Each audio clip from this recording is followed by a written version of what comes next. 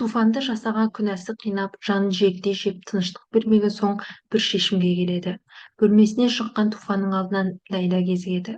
Туфан оған: "Сен өте жақсы қызсың, осындай мейірімді қалпыңнан танба. Біраздан кейін саған аудио жазба жіберемін, сол саған аманат" деп кетіп қалады. Живанға Фазилет ханым хабарласып келуін айтып шақырады. Живан туған анам кім деп өз бетімен іздеуді бастап кеткен еді. Содан жас кезінде Нұрмен бірге жұмыс істеген Фазилет ханымды тауып сөйлескен еді. Сол Фазилет енді Живанға анасы кім екенін айтпақ болып шақырғаны сол еді. Лейла оны естіп Гүзидеге хабарласады. Живан Фазилетке кеткенін айтады. Егер Живан шындықты ол әйелден еститін болса, сені кешірмейтіні анық. Бұл сенің соңғы мүмкіндігің, сондықтан Живанға шындықты өз аузыңмен айтқаның дұрыс дейді. Туфан Сирапқа хабарласып: "Ештеңе деме, мені бөлмей тыңдашы. Менің өмірімде екі өкінішім бар, соның бірі сен, ал екіншісін мен қазір шешуге бара жатырмын.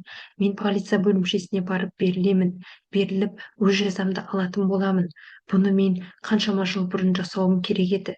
Сирап, мен сені қатты жақсы көрдім, және саған жасаған иттігім үшін кешірім сұраймын. Мен білетін адамдардың ішіндегі сен ең жақсысың. Бәрі басқаша болғанда ғой" деп Сираппен қоштасып тұтқаны қоя салады. Сол кезде Йылмаз Сираптың Туфанмен сөйлесіп жатқанын біліп қойып, телефонын алып жерге лақтырып сындырады да: "Енді тағы онымен сөйлескеніңді көрейін, айтпады деме, соңы жаман болады" деп Сирапты қорқытады. Туфан айтқанындай Лейлаға аудио жазба жібереді. Ол аудио жазба Ипекке арналған екен. Жазбасында Ипек: "Кім не десе де, сен мен туралы не естісең де, сен бәрібір менің қызым болып қаласың. Ал мен сенің әкең болып қала беремін. Мен сені қатты жақсы көремін. Мен біраз уақыт сенің жаныңда бола алмаймын. Кешір мені" деп қоштасқан екен. Лейла жазбаны естіп көзіне жас алады. Содан Ипекке: "Сенің әкең бір шешімге келіпті. Оны шешімінен сен ғана бас тартқыза аласың" деп Ипекке әкесін райынан қайтару керек екенін айтады. Гүзиде көмегің керек болып тұр, тез кел деп Живанды өзіне шақырып алады.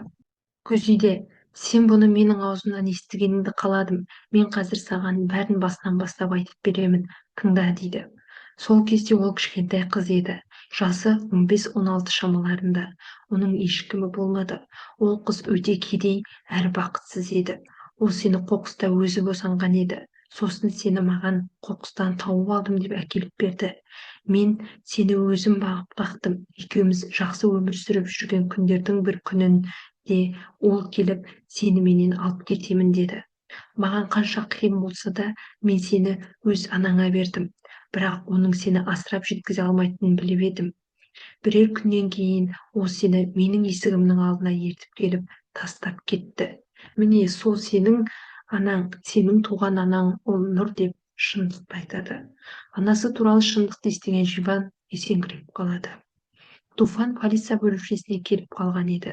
Артынан Ипекті ертіп Нұр мен Ләйла да жетеді.